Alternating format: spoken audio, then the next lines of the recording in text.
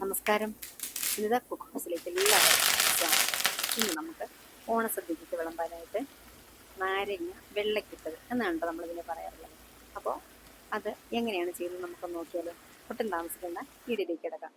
അതിന് വേണ്ടി ഒരു ചെറിയ നാരങ്ങയാണ് എടുത്തിട്ടുള്ളത്. പിന്നെ പല പേരിലും പറയുന്നുണ്ട്.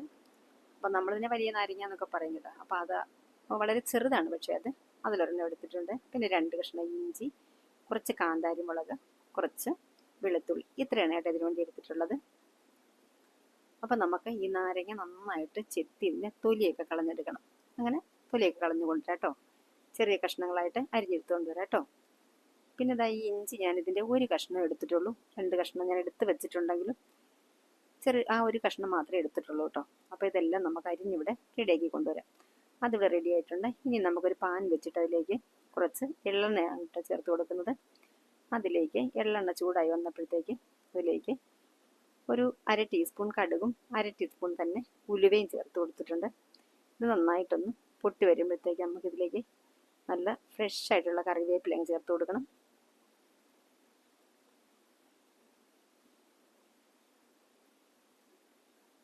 ഇനി വറ്റൽമുളക് ചേർത്ത് കൊടുക്കാം. എല്ലാം കൂടെ നന്നായിട്ടൊന്ന് മിക്സ് ചെയ്തെടുക്കണം.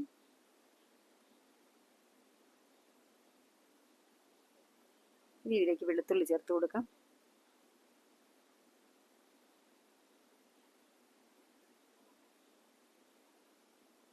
ഒരു 4 ടേബിൾ സ്പൂണോളം ഉണ്ട് കേട്ടോ വെളുത്തുള്ളി. അതങ്ങ് ചേർത്ത് കൊടുത്തു. അതിൻ്റെ പകുതിയേ ഉള്ളൂ ഇഞ്ചി ഒരുപാട് ചേർക്കണ്ട. ചെറിയൊരു നാരങ്ങയല്ലേ ഉള്ളൂ, അപ്പോൾ കുറച്ച് ഇഞ്ചി ചേർത്താൽ മതി.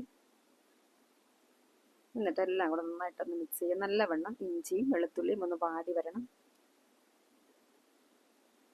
ഇതൊക്കെ വാടി വന്നതിന് ശേഷം നമുക്ക് കാന്താരി മുളക് ചേർത്ത് കൊടുക്കാം. പഴുത്ത കാന്താരി മുളക് ചേർത്ത് നല്ല ടേസ്റ്റ്, നല്ല കാണാനൊക്കെ നല്ലൊരു ഭംഗിയാണ് കേട്ടോ. അപ്പോൾ പഴുത്തതുണ്ടെങ്കിൽ അതും കൂടെ ചേർത്ത് കൊടുക്കാൻ നോക്കണം.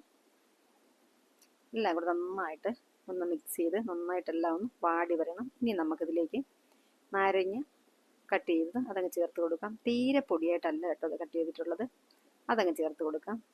നമ്മുടെ ഈ നാരങ്ങ കറിയിൽ ഈ നാരങ്ങ, വെളുത്തുള്ളി, നാരങ്ങ നന്നായിട്ട് ഉടഞ്ഞിട്ടുണ്ടാവും. പിന്നെ വെളുത്തുള്ളി, ഈ പച്ചമുളകും ആ ചുമന്ന മുളകും കാന്താരി മുളക് പഴുത്തതില്ലേ, അതും ഈ വെളുത്തുള്ളിയുടെ അല്ലി, പിന്നെ ഈ നാരങ്ങയുടെ കുരുവൊക്കെ ഉണ്ടല്ലോ, ഇതൊക്കെ ഇങ്ങനെ കാണുമ്പോൾ തന്നെ സത്യം പറഞ്ഞു കഴിഞ്ഞാൽ നമുക്ക് ഭയങ്കര ടേസ്റ്റാണ് കേട്ടോ. അപ്പോൾ എന്നിട്ട് നമ്മളിതിലേക്ക് ഉപ്പ് ചേർത്ത് കൊടുത്തു. എന്നിട്ട് ഇത്രയേ ഉള്ളൂ കേട്ടോ നമ്മുടെ നാരങ്ങയുടെ പണി എന്ന് പറയുന്നത്. അപ്പോൾ ഇനി ഒരു 2 മിനിറ്റ് കൂടെ നമുക്കിതൊന്ന് ഇളക്കി ഇനി ഒരല്പം കായപ്പൊടി അതുകൂടെ ചേർത്ത് കൊടുത്തിട്ട് ഒന്ന് കുഴയുന്നൊരു പരുവായിട്ട് വരണം. ഒരുപാട് അങ്ങ് പേസ്റ്റ് പോലെ അങ്ങനെ ആവണ്ട, എങ്കിലും ഒന്നെല്ലാം കൂടെ ഒന്ന് കൂടി കുഴഞ്ഞ് വരണം കേട്ടോ. അപ്പോൾ നല്ല അടിപൊളി ടേസ്റ്റ് ആയിരിക്കും കേട്ടോ. കണ്ടോ, ഇത് കാണാൻ തന്നെ എന്ത് ഭംഗിയാണെന്ന് നോക്കിക്കേ. നമ്മൾ സദ്യക്ക് അല്ലാതെ നമുക്ക് കഴിക്കാനൊക്കെ അടിപൊളിയാണ് കേട്ടോ. അപ്പോൾ ഇത്രയേ ഉള്ളൂ, നമ്മുടെ നാരങ്ങ കറി ഇവിടെ റെഡി ആയിട്ടുണ്ട്. നാരങ്ങ വെള്ളക്കിട്ടത് എന്നാണ് നമ്മളിതിനെ പറയാറുള്ളത് കേട്ടോ. എന്തായാലും നല്ല കിടിലൻ ടേസ്റ്റാണ് കേട്ടോ. അപ്പോൾ എല്ലാവരും ഇതൊന്ന് ട്രൈ ചെയ്ത് നോക്കണം. അപ്പം എല്ലാം ഇവിടെ റെഡിയായി. ഇനി നമുക്കിത് സ്റ്റൗവിൽ നിന്ന് ഇറക്കി വയ്ക്കാം. അപ്പോൾ ഇന്നത്തെ വീഡിയോ ഇവിടെ പൂർണ്ണമായി. വീണ്ടും മറ്റൊരു വീഡിയോയുമായി വരാം. Thank you.